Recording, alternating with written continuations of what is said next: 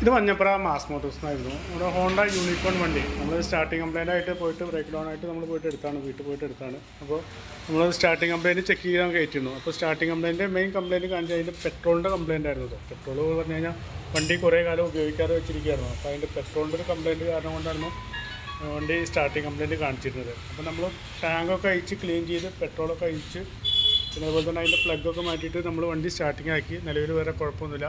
അതിൻ്റെ കാർബേറ്റർ കിടക്കുന്നത് സ്പാക്കോ പറഞ്ഞൊരു കമ്പനിയുടെ ഒറിജിനലൊന്നുമല്ല, കസ്റ്റമർ മേടിച്ച് വെച്ച കാർബേറ്ററാണ്. അപ്പോൾ ആ കാർബേറ്ററൊക്കെ നമ്മൾ ട്യൂണിങ്ങൊക്കെ കറക്റ്റായിട്ട് റീസെറ്റ് ആക്കിയിട്ടുണ്ട്. സ്റ്റാർട്ടിങ് കംപ്ലൈൻറ്റൊക്കെ റെഡിയാക്കി വെച്ചിട്ടുണ്ട്. പിന്നെ അതിൻ്റെ ബാറ്ററി കംപ്ലൈൻ്റാണ്. ബാറ്ററി നമ്മൾ കുറച്ച് നേരം ചാർജൊക്കെ ഇട്ട് നോക്കിയിരുന്നു, ബാറ്ററി കറക്റ്റ് ചാർജിങ് ആവുന്നില്ല. അപ്പോൾ ബാറ്ററി കംപ്ലൈൻ്റാണ്. ബാറ്ററി മാറ്റി കഴിഞ്ഞാലാണ് അതിൻ്റെ സെൽഫ് കറക്റ്റായിട്ട് വർക്കിംഗ് ആവുള്ളൂ കേട്ടോ. നമുക്ക് അതിൻ്റെ പ്ലഗ് മാറ്റേണ്ടി വന്നിട്ടുണ്ട്. അതുപോലെ തന്നെ നമുക്ക് അതിൻ്റെ ഈ ചോക്കിൻ്റെ കേബിൾ ഭയങ്കര ടൈറ്റാണ്. ചോക്കിൻ്റെ കേബിളും മാറ്റിയിട്ടൊന്ന് റീസെറ്റ് ആക്കിയിട്ടുണ്ട്.